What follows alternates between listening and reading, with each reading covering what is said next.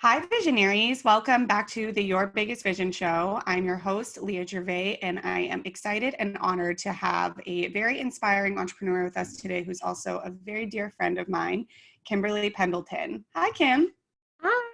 Hi, everybody. Thanks for having me, Leah. I'm so excited to be here. Thank you so much for being here. So, Kim, Kim, I'd love to pass the mic to you and see if you would just share a little bit about what you do in 2 or 3 sentences.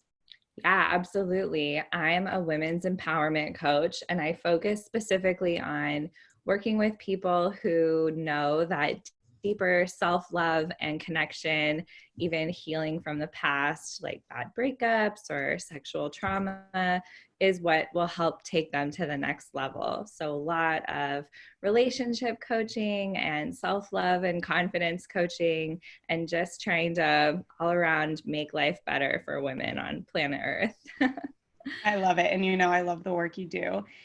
And I wanted to have Kim on here for really two main reasons. One, I think her story and how she built her business out of something that at the time may have seemed like the worst thing in the world or one of the worst things that could have happened, really hits home for me. Obviously, many of you know my story and the tragedy I've gone through in my own journey. And I think it's such a testament to so many of the obstacles many of us deal with. And when we're at crossroads in life, wondering what we're going to do with them, Kim is an amazing example of doing something incredible with that. And I really wanted her to share that with all of you. Because even if you're going through something that's sort of like a micro tragedy, maybe it doesn't seem like the end of the world, we always have the opportunities to use it with something more powerful. And then I also wanted her to share the work she does because she's changed my life. She's made me a better entrepreneur. Many of you know I'm a newlywed, so it's not even in the sense of I was needing dating coaching, but she's just so intuitive and so in touch, and I really think helps women find the inner structure that they need to build the outer vision that they have. So that is what Kim is going to share with us today. And so Kim, let's go ahead and take it back a little bit. Why don't you share with us a little about how you started on a journey of working with women and how you ended up having something happen to you that started this business? Yeah, thank you so much. I love, of course, everything you've said. And I think one of the big themes that I'm learning is threaded through all of my work and my life is just that like everything is so connected. And when I try to deepen in one area, it ends up spilling over and lifting up other areas of my life too. So it just feels like, yeah, exactly what you said about doing that inner work and having the outer outcomes has just been so true. So for me, I wonder if other people listening will relate to this, but I was finishing school. I actually was a grad student. I was doing my PhD and studying women's studies and teaching women's studies and feeling really connected to that work, but was like really not sure how I wanted to take it out into the world. And when I finished and defended my dissertation and got the PhD, the natural next step was to go on the academic job market. And I just wanted something else. And I felt so guilty about that actually, because you're really like not supposed to do what I did, which was start a coaching business or any business. Business owners were bad. Making money was bad. Wow. Like so much mindset work that I still honestly have to do that got laced in with my education, even though I'm so grateful that I had it. But, I was in that zone for so long of just like, you work so hard. It's like noble to be broke. No one's listening to Mm. what you have to say, but you're just going to like keep writing these papers anyway that are going to get filed away into the library and like never see the light of day, versus having like a blog where you're writing about self-love and sex and like anyone can read it and anyone could share it. And then you're like setting up one-on-one coaching with people and actually like sharing what you know. And so I really started first just dipping a toe, like a workshop here or there, like a little thing online. And then like once I realized after connecting with people like you and like other coaches and seeing what was possible, I was like, oh, I could bring everything together, everything Mm, I've been through, everything I've learned, what I want for the world, my vision for women, you know, I can just like put it out there and it could all be so much easier. Not that it wasn't still hard work, but it got to be so fun. And mm. it was just such a great experience to get started, even though it was terrifying. I love that you share that, you know, you had to kind of work out of this guilt of success. And I can relate to that on a somewhat similar level in the sense that I went to a Catholic school growing up, and I'm still unmolding like the Catholic guilt that is deep within me about Yeah. praise of poverty, essentially. And it's fascinating because the Bible actually doesn't praise poverty at all. It's like the Catholic Church that does, and the You're society. like, wait a minute. Yeah, like you actually, you should be generous, but if you don't have money, you can't be generous. Oh, And I actually so think that, you know, for you, I have so many questions I want to ask you, so I need to be careful not to get on too many tangents. But when you're studying women's studies and empowerment, it's somewhat hypocritical to then, you know, allow the students or even encourage them to not be empowered, which usually means totally. success. Yeah, I think there was a big shift for me when I realized, like, oh, if I get paid for this work, if I can support my family, if I can share with others and be generous and live the kind of life that feels really supportive and inspiring to me, like I can do more of the work. It was Right. like it felt so obvious, but it took me literally years to put it together. And it really helped me drop my story around it's wrong to get paid. I should be doing this for free if I really cared. That was a big Mm. one.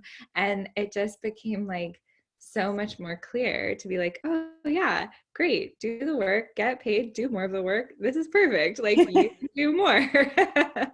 I love that. It's fascinating the things we have to give ourselves permission for at one point that Gosh, end up seeming so such a good way obvious. to put that. Yeah. So where did your interest in women's studies come from? Taking it back a little bit further, how did you decide to get your PhD in women's studies?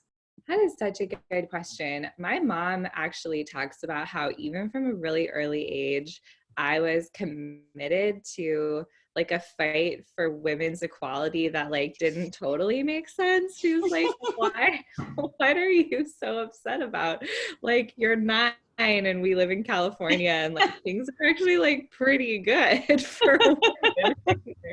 But I made her, I learned about Take Back the Night, I think from a celebrity. I think I saw a celebrity like Rachel Lee Cook or something wearing a Take Back the Night t-shirt. And I like wanted to know what that was.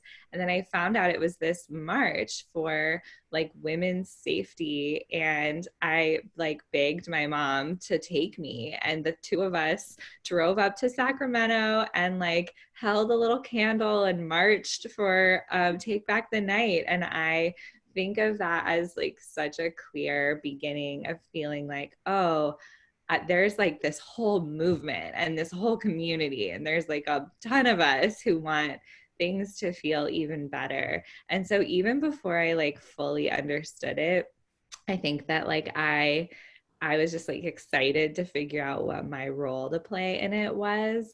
And then I don't know, it just kind of stacked on top of each other. You know, I like so many of us had friends and experiences myself where like I was face to face with inequality or like sexual harassment or even sexual assault. And I remember like each time thinking like, oh, like all of these are like galvanizing me to do more of my work. Like I Wow. didn't feel shut down each time. I think because I had so much support and like Yeah. along the way was learning so many tools, but it just felt more like this is reason to act.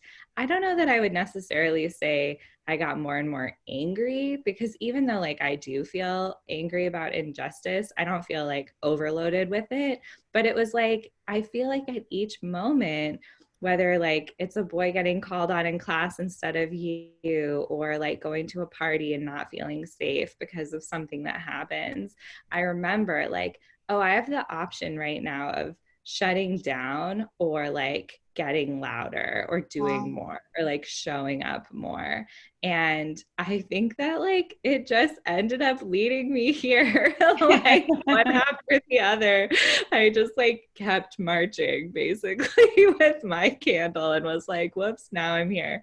But I definitely also share an experience, as you know, with religion and church being so important to me, and it being very, very confusing to Mhm. navigate like gender, sex, being a woman, having a body that like looks like this, you know, and also trying to be like the good church girl. And it ended up being just like another layer of that, and like how to figure out what to do, and is there a way to like empower women and liberate women. I feel like that wove into my story a lot too.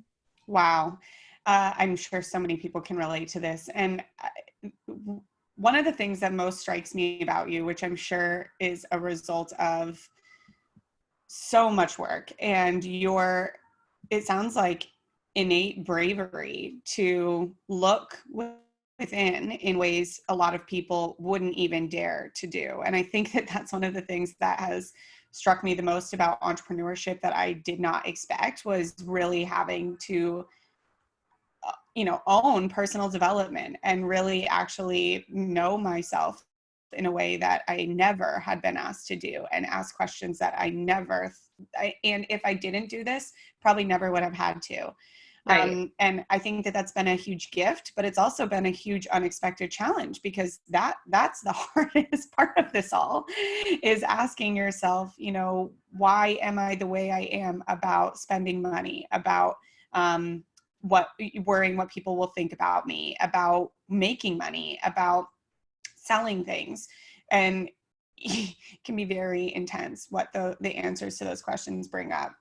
And so all this is to say, my question for you is, where do you feel like you have developed the confidence to do that, and then continue even further with your confidence to support other people in doing that? I mean, that's so brave of you. And if someone out there is feeling like they don't have that confidence, what tips do you have for them to start developing it?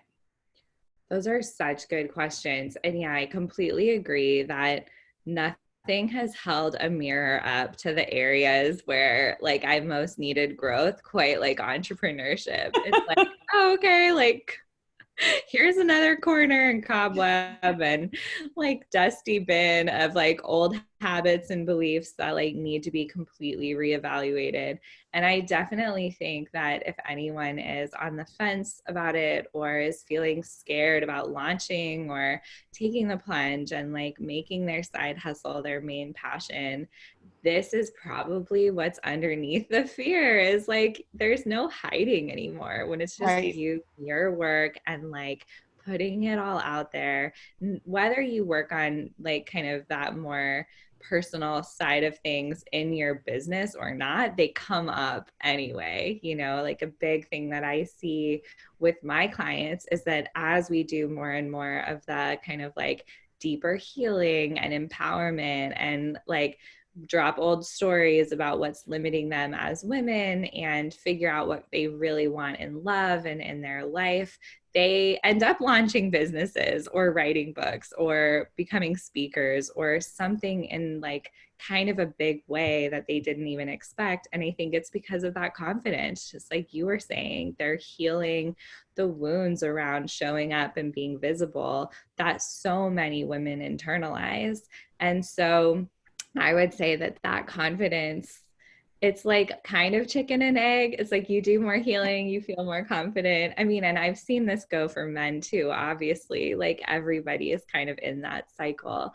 But one thing that I've noticed that can really, really help is starting to imagine who the version of you is who's already done the work. Like when I start work with my one-on-one clients, we do a process of kind of visioning who are you at the end of this? And like starting to make decisions and feel into things and move through your life as that future you now. I sometimes think of it as being able to borrow confidence from my future self. Like she's already got this figured out. She's looking back at this moment being like, oh, so cute. You're still struggling here. Like that's okay. And I can just start to think like, okay, what would she say next? What would she do? Where would she invest? What risks would she take, knowing already that like life is already here in this like future self? And then the other tip I would say is to like find community that can help support you. Even like before Leah and I started recording today, we were talking about like texting each other back and forth for support. And I feel like just knowing that there are people who get it, who see that vision for you, who can like almost remember your confidence for you, even in the moments you forget, is such a secret weapon. And so many people think of entrepreneurship as working by yourself, which is close to being true, but it's really just working for yourself. But you don't have to be by yourself. You can I have love that. yeah, have people in your world supporting you and cheering you on and holding the vision for you when you start to wobble, because we all do. And then like you get to be brought back. Totally. I love both of those tips. So actionable, and especially that last one. That's, as you know, why I have poured so much of my time and energy and resources into my mastermind. And Yes. that's why people see such success with it, is because you might not think you need someone, but I was like the most skeptical of masterminds and coaching in the beginning. The irony is not lost on me that I was the first to be like, you are asking people to pay, sometimes 5 figures, up there to do what? To like talk regularly. And now, that's like, those were the things that ended up getting me the biggest results. And those are the things my whole business is about. So I love that tip. Okay, so kind of a tough question, and I want you to answer this however feels good, but you work with people who have gone through trauma, who have gone through tragic breakups, who have gone through really dark, sometimes demoralizing experiences. And I know that you sadly have gone through some yourself, and you had a huge breakup. I guess I just kind of, this is an open-ended question for whatever you want to share about what you went through, how that informs your work now, and how you were able to find purpose through huge abuse. Yeah, I know. I so appreciate that question. And I love sharing more about these experiences because I have learned how common they are. And that's definitely part of my mission and my work, is to make that not true anymore. But for now, it's hard for me to think of a woman that I know who, whether or not she experienced something herself, has oriented her life around like fear of something happening, like the way we walk at night or what we're willing to do or where we're willing to go, not because any of this is ever our fault, but just because we know that like the world is scary still, and like we see and hear about stuff all the time that is so traumatizing and upsetting. So I ended up feeling like whether my clients and friends were holding like personal stories of trauma, or they just had kind of absorbed so many messages of like, it's not safe to be a woman, like it's not safe to be out at night, it's not safe to be visible or to be alone, then there's this kind of vicarious trauma that's just like all around you. And either way, what I've found is like the same things that helped me move past my own sexual assault, and honestly even my own like really deep breakups, which I mean I know they're different, but like ended up impacting me in some similar ways of just like shut down, like close up, put the walls up, don't let anybody in. It's better to be safe and like kind of locked away in the tower than it is to just like keep trusting and be out in the world.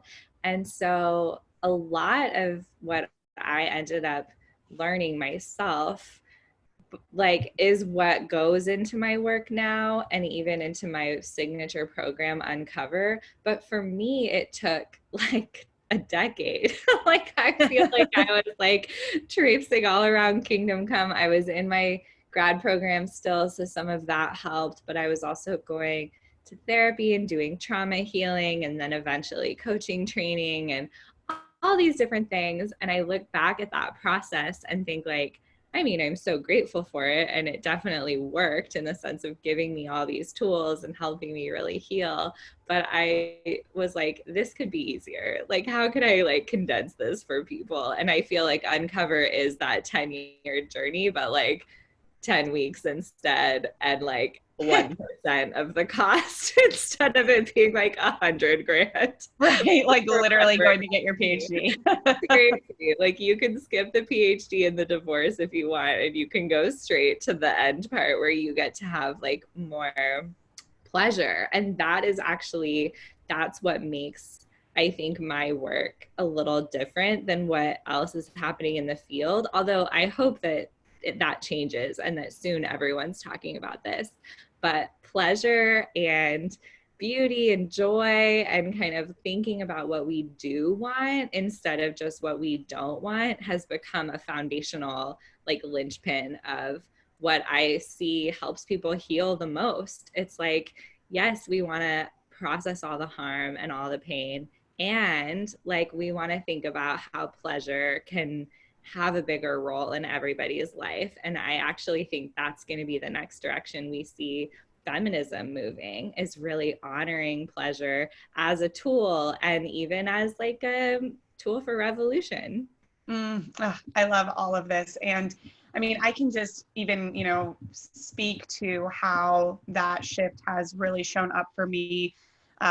So at the time of this recording, we are in the thick of COVID-19. We are in the middle of a pandemic. New York is on its knees. It's very tragic. And I have continued to run my business, obviously, because I'm blessed enough to have a virtual business, and that hasn't shifted that much.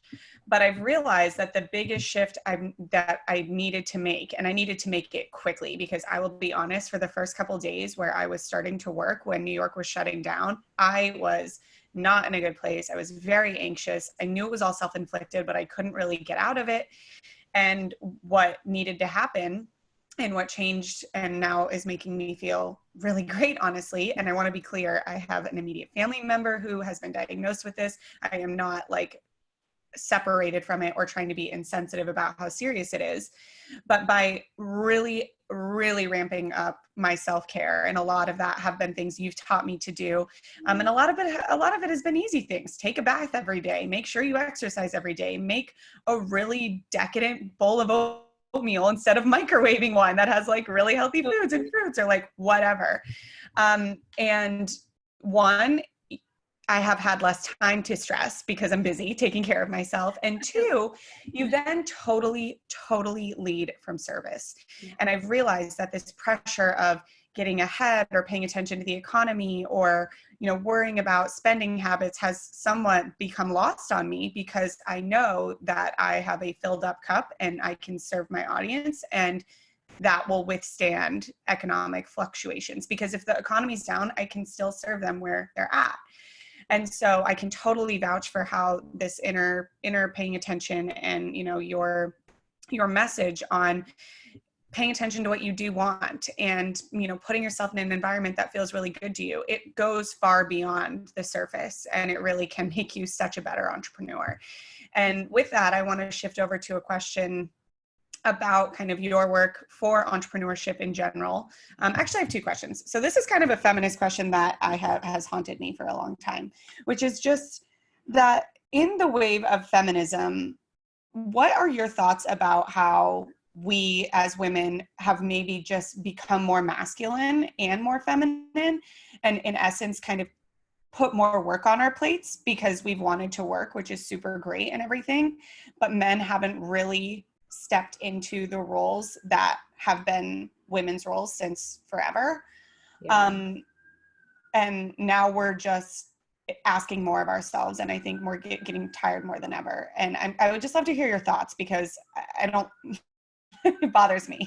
Totally. No, I mean, I think that's a huge question. And actually the context that we're in right now is so relevant to that like inquiry, because I know so many people are at home right now in this moment, and a lot of the help that they have relied on to run things, like even teachers at school or nannies or housekeepers, are like not available. And what households are finding is that all that stuff's falling back on women.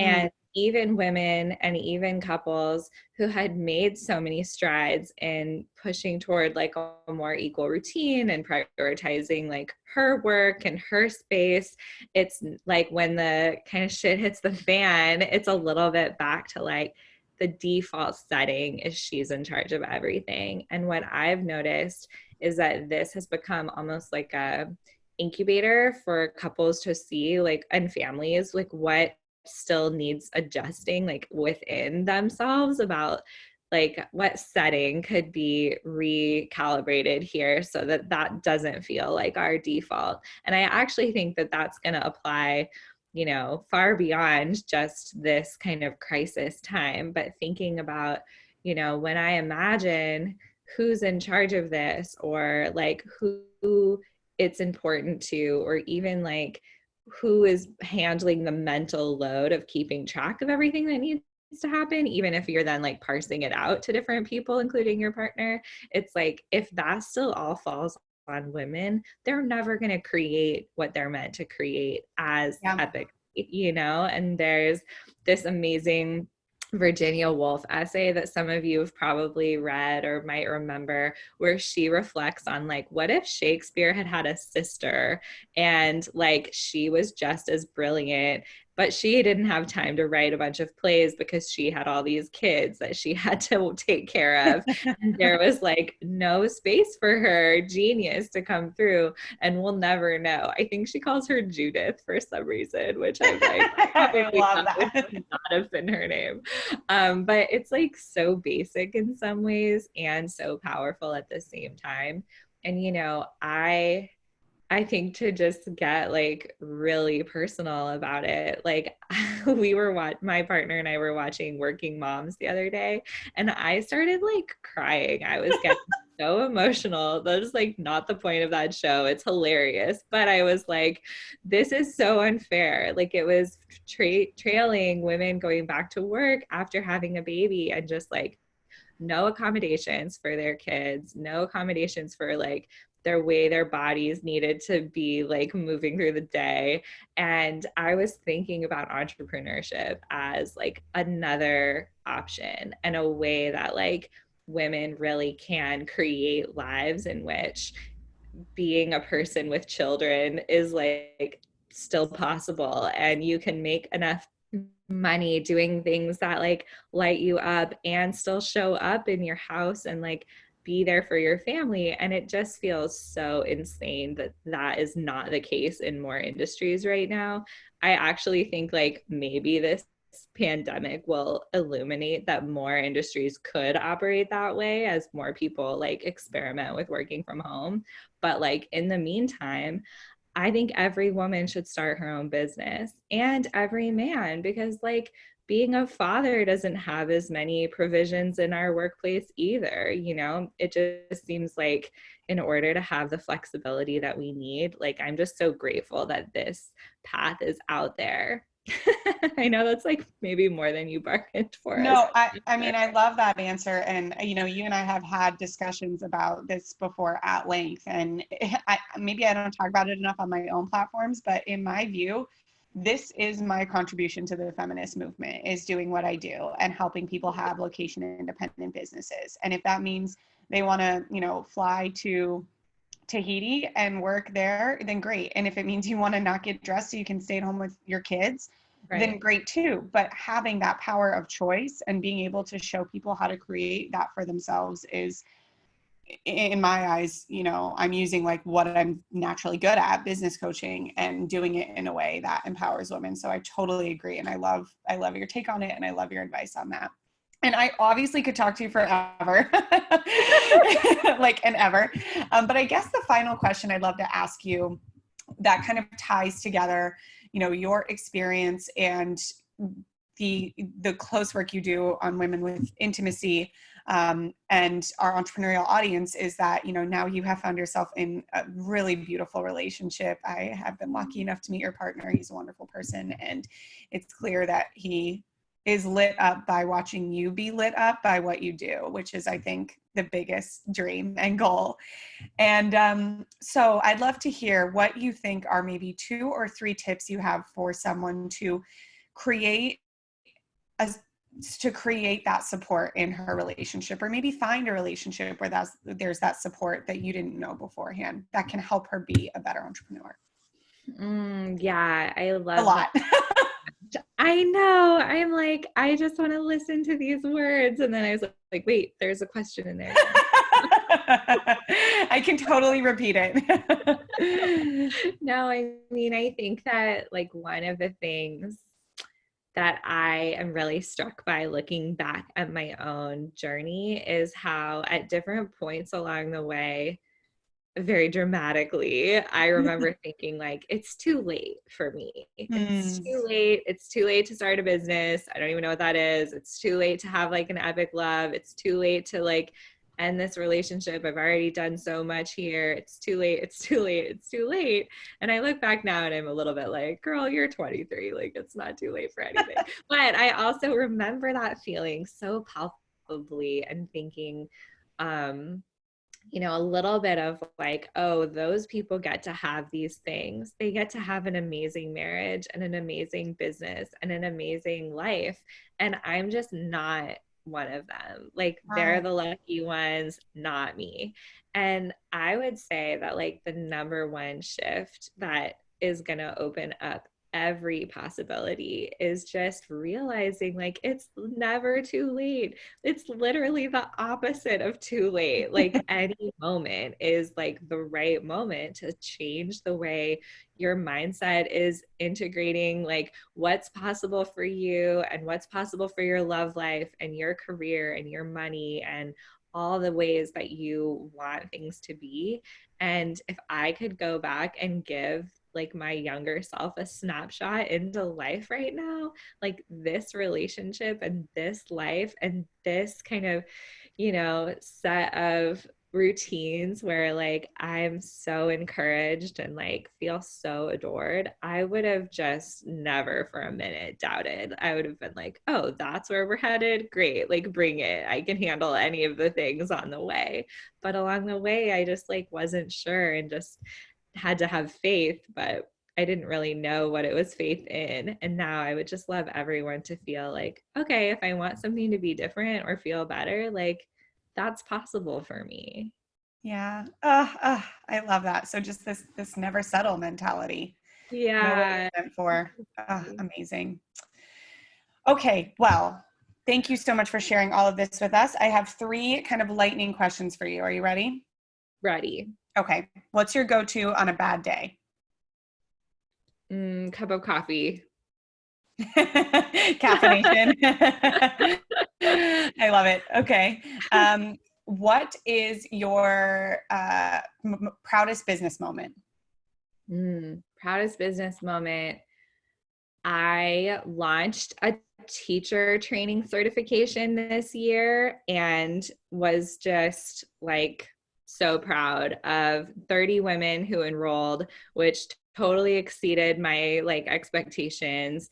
And the thought that like it won't just be me doing my work, it'll be this kind of like army of coaches and teachers who like are gonna go out and create like versions of this for high school girls, versions of this for like cancer patients, like everybody's dream is so incredible. And they're all going to take the like intimacy and confidence tools and like then make their own. It's incredible. So I think just launching that. Awesome. Congratulations. A business, book, or podcast that has really helped you? That's a great question.